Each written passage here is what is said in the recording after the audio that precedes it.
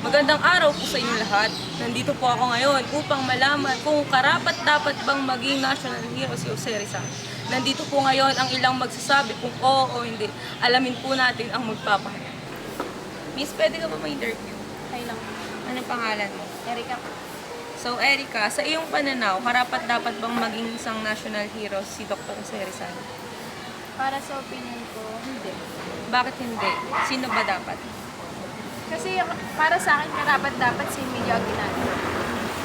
Kasi si Emilio Aguinaldo, siya yung may gawa kung bakit naging malaya yung mga Pilipino sa kamay ng mga Kastila.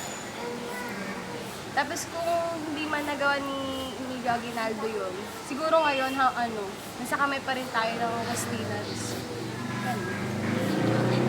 Pa po mga ilang kasagutan kung karapat-dapat nga bang maging isang national hero si Dr. Jose Rizal.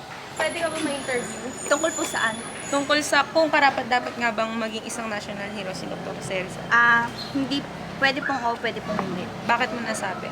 Oo po kasi nilaan niya yung buhay niya sa pagsilbi sa bayan. Ay, tama. Bakit hindi? Ano po, kasi po, wala po nangyari nung kahit binuwis niya po yung buhay niya, wala pong nagbago sa Pilipinas. Hindi naman po lumaya sa mga kamay ng mga Kastila. Miss, pwede ka ba ma-interview? Okay, sige po. Pangalan mo? Dayan. Dayan, kung ikaw, sa palagay mo ba karapat-dapat maging national hero si Dr. Jose Rizal? Para sa akin, karapat-dapat na maging national hero si Rizal ng Pilipinas dahil maganda yung pamamaraan niya upang makalaya tayo sa mga Kastila. Ayaw niyang idaan sa gera at kumamis ng lahat ang mga Pilipino dahil ayaw niyang madaming buhay ang mawala. At gusto na lamang niya na ihayag sa pagsusulat ang mga kinailan. Miss, pwede ka ba ma-interview? Why not? Ano pangalan mo? Joy po. Sa tingin mo, Joy, karapat-dapat bang maging isang national hero si Dr. Jose Rizal? Para sa akin, hindi po. Paano mo nasabi? Sino ba dapat ang karapat-dapat?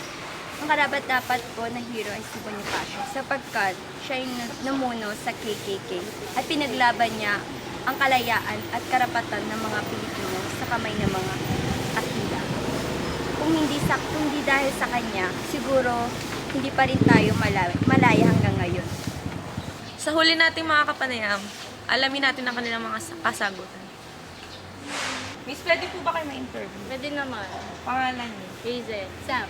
Hazel, sa tingin mo, karapat-dapat ba maging isang national hero si Dr. Jose Rizal? Siyempre naman, oo, karapat-dapat siya maging national hero kasi bukod sa sinakripisyo niya ang kanyang buhay, mas pinahalagaan niya ang mga Pilipino kasi sa sarili niya. At higit sa lahat, hindi niya inalis sa isip niya ang pananaw para makalaya tayong mga Pilipino sa kamay ng mga Kastila. Ikaw, Sam.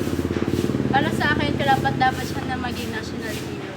Bakit? Dahil base na rin sa mga na-accomplish niya, specifically sa academic life niya, at sa mga librong na isulat niya, kahit nasabihin natin na American sponsored lang yung pagiging bayani niya, mas malaki pa rin ang naitulong niya ito para mas maituon natin sa edukasyon ang pakikibakan ng mga Pilipino. Yun lang po. Salamat sa inyo. Ayon sa aking mga napanayam, karamihan ng kanilang sagot ay oo. At para sa akin din, karapat-dapat maging isang tunay na national hero si Dr. Jose Rizal dahil marami na siyang napatunayan at marami na din siyang naiambag at higit sa lahat, ipinakita niya ang tunay na bayani. Pagiging isang bayani. Ayun lamang po at maraming salamat.